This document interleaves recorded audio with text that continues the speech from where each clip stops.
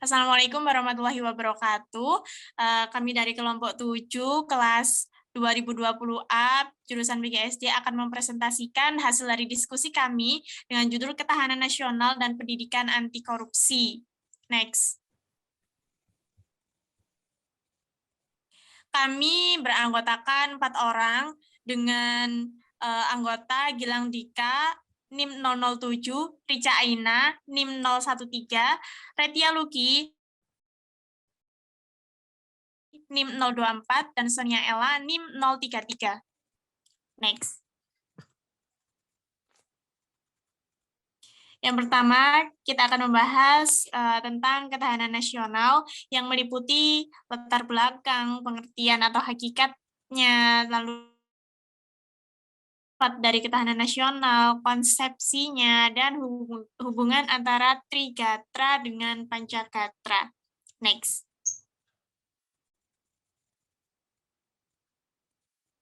Latar belakang dari ketahanan nasional yaitu adanya ancaman ya sejak kita merdeka pada 17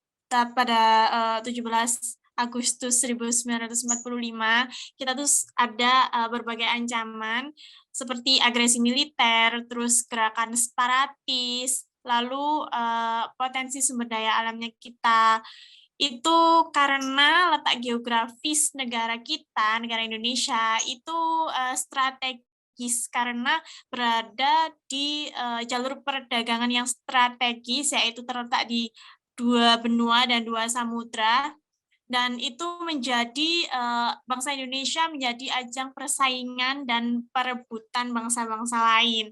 Nah, tetapi keuletan bangsa Indonesia itu sampai mempertahankan kemerdekaan dan kedaulatannya pada saat ini. Karena negara kita, negara Indonesia itu memiliki konstitusi, yaitu Pancasila sebagai landasan ideal, ada Undang-Undang Dasar 1945 yang menjadi landasan konstitusional, dan ada wawasan Nusantara sebagai landasan nasional. Selanjutnya akan dipresentasikan oleh teman yang lain.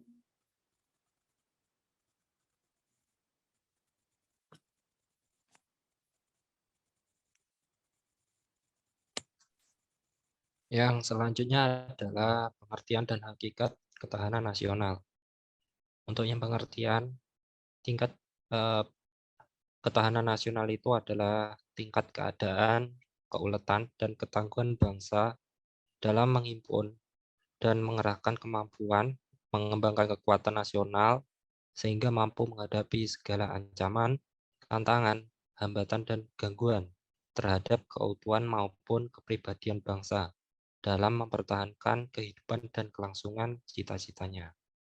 Untuk hakikat dari ketahanan nasional adalah kemampuan dan ketangguhan suatu bangsa untuk dapat menjamin kelangsungan hidupnya menuju kejayaan bangsa dan negara. Next.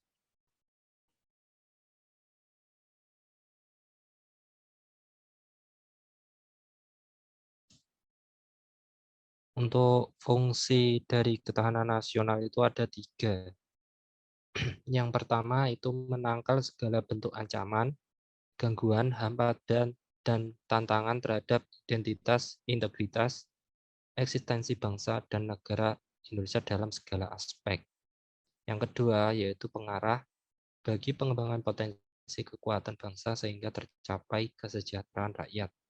Dan yang ketiga adalah pengaruh dalam menyatukan pola pikir, pola tindak, dan cara kerja untuk mencapai tujuan nasional, mewujudkan masyarakat adil dan makmur.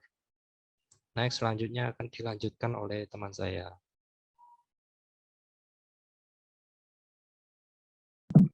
Baik, saya akan melanjutkan penjelasan mengenai ketahanan nasional, yaitu sifat-sifat ketahanan nasional. Yang pertama adalah mandiri.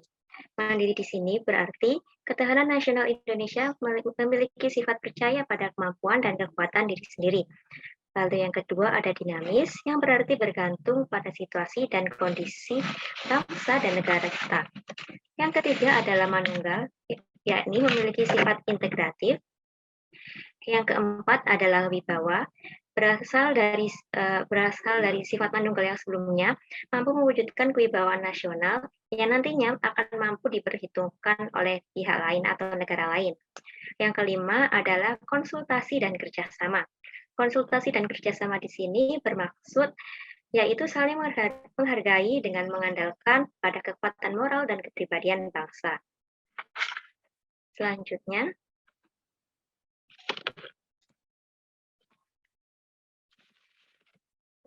yaitu konsepsi ketahanan nasional. Konsepsi ketahanan nasional ini merupakan pedoman atau sarana untuk meningkatkan keuletan dan ketangguhan bangsa yang mengandung kemampuan mengembangkan kekuatan nasional dengan pendekatan kesejahteraan keamanan. Nah, antara kesejahteraan dan keamanan ini dapat dibedakan, akan tetapi tidak dapat dipisahkan. Jadi, penyelenggaraan kesejahteraan memerlukan tingkat keamanan tertentu, begitu pula sebaliknya. Namun, pada dasarnya, keduanya ini merupakan nilai intrinsik yang ada dalam kehidupan nasional. Nah, dalam kehidupan nasional, tingkat kesejahteraan dan keamanan nasional merupakan tolak ukur dalam ketahanan nasional. Selanjutnya,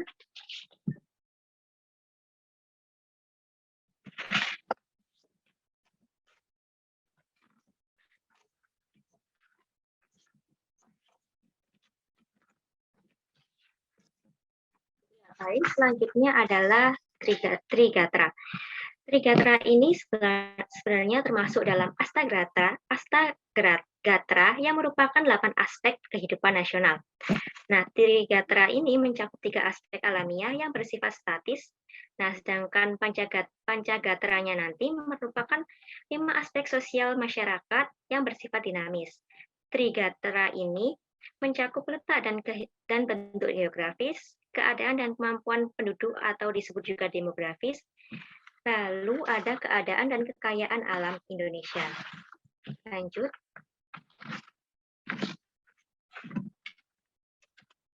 Nah, pada Pancagatra ini merupakan aspek-aspek kehidupan nasional yang mencakup kehidupan dan pergaulan hidup manusia dalam bermasyarakat, bernegara, dan dengan ikatan-ikatan atau aturan-aturan tertentu.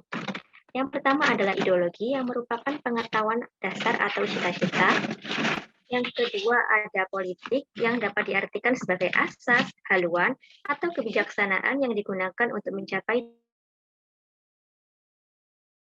Yang ketiga ada ekonomi yang merupakan seluruh kegiatan pemerintah dan masyarakat dalam mengelola faktor produksi dan distribusi barang maupun jasa untuk kesejahteraan rakyat. Yang keempat adalah sosial budaya yang dapat diartikan sebagai kondisi dinamik budaya bangsa yang berisi keuletan untuk mengembangkan kekuatan nasional dalam menghadapi ATHG. Dan yang terakhir adalah pertahanan dan keamanan. Nah, dari kelima Pancagatra ini biasa kita singkat atau kita kenal dengan istilah Ipolexoskut Hankam. Selanjutnya, nah, hubungan antara Trigatra dan Pancagatra ini tidak dapat dipisahkan. Ketahanan nasional bergantung pada kemampuan bangsa dan negara dalam mendayagunakan secara optimal untuk penciptaan kondisi dinamis yang merupakan kekuatan dan penyelenggaraan kehidupan nasional, yakni Pancagatra. Kelemahan di salah satu gatra dapat mengakibatkan kelemahan di gatra yang lain dan mempengaruhi kondisi secara keseluruhan. Jadi, suatu resultante atau hasil ketertarikan yang integratif dan kondisi-kondisi yang dinamik kehidupan bangsa di bidang-bidang ideologi, politik, ekonomi, sosial, dan budaya, serta pertahanan dan keamanan. Untuk pembahasan yang selanjutnya, yakni mengenai pendidikan anti korupsi, akan disampaikan oleh rekan saya. Baik, selanjutnya saya akan membahas mengenai pendidikan anti korupsi. Apa saja yang akan dibahas pada materi pendidikan anti korupsi? Yang pertama yaitu mengenai latar belakang dan konsep dasar korupsi. Bagaimana latar belakangnya? Hampir sulit untuk menemukan orang jujur di bumi Indonesia saat ini. Kejujuran merupakan hal yang langka, dan kalaupun ada, belum tentu banyak orang yang tidak menyukainya. Karena orang jujur dirasakan merugikan anggota atau kelompoknya, seperti yang dilansir oleh Lembaga Transparansi Internasional tahun 2007, Indonesia berada di urutan 143 dengan nilai 2,3. Skor tersebut mengalami penurunan sebesar 0,1 dibandingkan dengan tahun 2006 dengan nilai 2,4. Indeks persepsi korupsi Indonesia pada tahun 2010 mencapai 2,8 dan menjadi peringkat 110 di antara 178 negara terkorup di dunia. Hingga terakhir pada tahun 2017, IPK Indonesia berada di peringkat 96. Selanjutnya, dua dasawarsa setelah gerakan reformasi 1998 berlalu, tampaknya tuntutan dan harapan masyarakat terhadap terciptanya pemerintahan yang bersih dan berwibawa, bebas korupsi, kolusi, serta nepotisme, atau biasa kita mengenal sebagai KKN. Alih-alih mencegah dan memberantas korupsi, namun tindak pidana justru dilakukan oleh para penyelenggara negara, seperti anggota legislatif dan pihak lainnya. Kemudian, hingga akhirnya PBB menetapkan tanggal 9 Desember 2004 sebagai Hari Internasional Anti Korupsi. Kemudian mengenai konsep dasar korupsi. Bagaimana definisi dari konsep dasar korupsi? Menurut Undang-Undang Nomor 20 Tahun 2001 mengenai pemberantasan tindak pidana korupsi Pasal 2 dan Pasal 3, korupsi adalah penyelewengan terhadap wewenang publik yang timbul karena kurangnya kontrol terhadap kekuasaan yang dimiliki dan terbukanya kesempatan untuk menyelewengkan kekuasaan tersebut. Sejatinya korupsi ternyata sudah ada sejak dahulu, yaitu kita dapat melihat sejak abad ke-17 di masa Kerajaan Islam sudah terdapat penyalahgunaan upeti. Hingga di masa penjajahan diperparah oleh VOC yang berkolusi dengan penguasa lokal, mulai dari kepala desa, demang hingga bupati. Pungutan pajak yang overweight dari orang Cina dan Jawa, keuntungan penjualan opium, gratifikasi, dan lainnya. Paparan dan contoh korupsi dalam perspektif tersejarah tersebut menunjukkan bahwa dalam dimensi korupsi merupakan sebuah alur yang panjang yang sudah lama hidup dan berkembang bersama-sama dengan kebudayaan masyarakat Indonesia. Kemudian yang selanjutnya yaitu apa saja penyebab-penyebab korupsi? Yang pertama ada dorongan dari dalam diri sendiri atau aspek internal. Aspek internal ini bisa meliputi aspek perilaku atau individu, seperti sifat tamak atau rakus. Korupsi bukanlah merupakan sebuah kejahatan yang kecil. Mengapa? Karena korupsi sebuah kejahatan yang besar, merugikan rakyat dan pihak lainnya.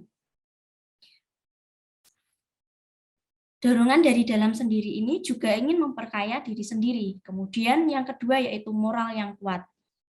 Mudah tergoda untuk melakukan korupsi. Yang kedua, lemahnya pengawasan. Yang ketiga, memiliki peluang. Dan yang keempat, ajakan atau dorongan dari sekitar. Kemudian yang selanjutnya akan dibahas oleh rekan saya.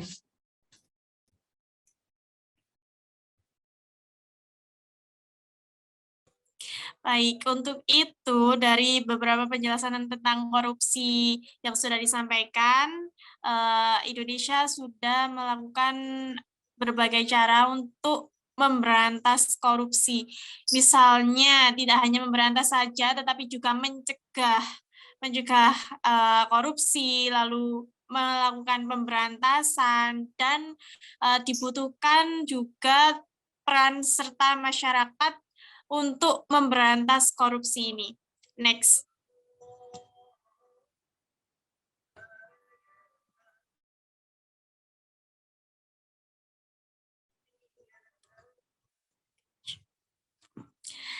Dan upaya atau cara-cara pemberantasan korupsi itu sudah dilakukan melalui salah satunya yaitu melalui teknologi. Nah, kemajuan teknologi ini dimanfaatkan untuk menggali informasi dan perbaikan layanan publik, itu seperti e-procurement, menyediakan fasilitas pengadaan melalui jaringan elektronik, meningkatkan transparansi sehingga bisa menekan kebocoran yang mungkin terjadi. Itu fungsinya. Dan penggunaan teknologi informasi dalam memperkuat pembuktian korupsi juga, yaitu digunakan oleh penegak hukum di Indonesia, itu berhak melakukan penyadapan sebagai pembuktian di pengadilan untuk diperdengarkan atas perintah hakim. Next.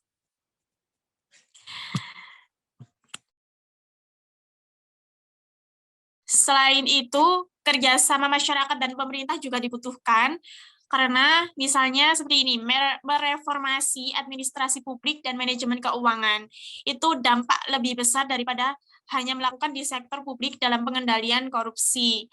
Dan ada juga dengan cara mengenali jenis korupsinya. Tidak hanya menyangkut suap saja, tapi juga bicara mengenai masyarakat ekonomi lemah. Dan caranya yaitu yang lain, akhiri impunitas. Penegakan hukum yang efektif itu sangat penting untuk memastikan para koruptor dihukum. Kan kita itu negara hukum ya, semuanya itu tunduk pada hukum, jadi harus sesuai dengan hukum. Dan hukum yang berlaku itu harus ditaati. Dan yang terakhir yaitu memaksimalkan kekuatan masyarakat. Jadi setiap kontribusi yang diberikan masyarakat itu sangat bermanfaat untuk kemajuan negara, meskipun itu dilakukan dalam skala kecil, seperti itu. Meskipun dimulai dari diri sendiri dan masyarakat.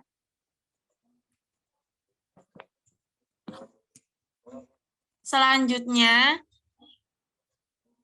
menggunakan jalur komunikasi alternatif dengan cara melakukan kerjasama dengan lembaga untuk mengubah perilaku dan memantau kemajuan.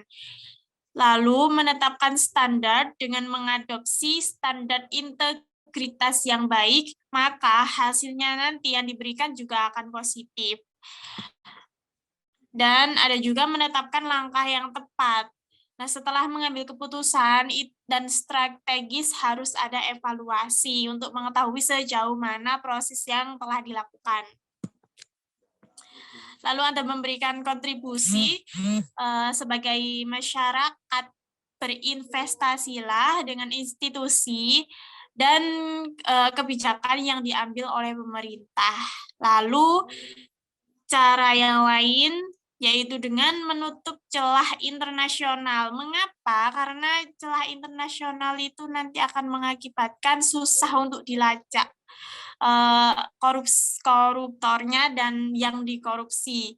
Karena sangat perlu bagi pusat keuangan untuk memiliki sistem yang maju dan mampu menghentikan transaksi gelap yang terjadi nantinya. Seperti itu. Karena celah internasional itu nanti akan lebih susah dilacak. Selanjutnya,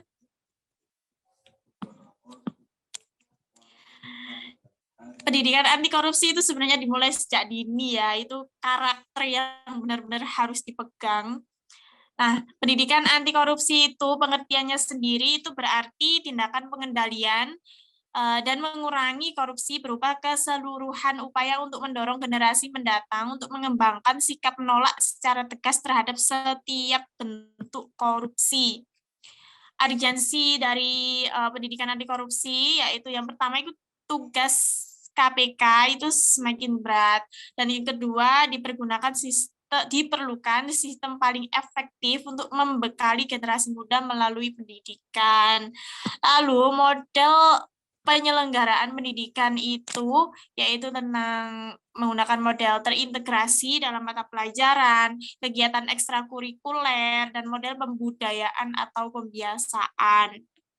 Itu nanti akan membantu peserta didik atau generasi menguatkan karakter positif termasuk anti korupsi. Dan tujuan dari pendidikan anti korupsi ini itu generasi yang memiliki moral baik, moral positif, sadar dan memahami bahaya korupsi, bentuk-bentuk korupsi, serta tahu akan sanksi apabila melakukan korupsi. Seperti itu. Jadi pendidikan anti korupsi itu sangat perlu dan sangat penting diterapkan mulai sejak dini ya. Itu nanti akan menumbuhkan sikap atau karakter moral yang positif ketika nanti ya itu dewasa. Seperti itu. Selanjutnya, selesai. Baik teman-teman, itu tadi presentasi dari kelompok kita, kelompok 7. Semoga bermanfaat untuk kedepannya. Kurang lebihnya mohon maaf dan terima kasih.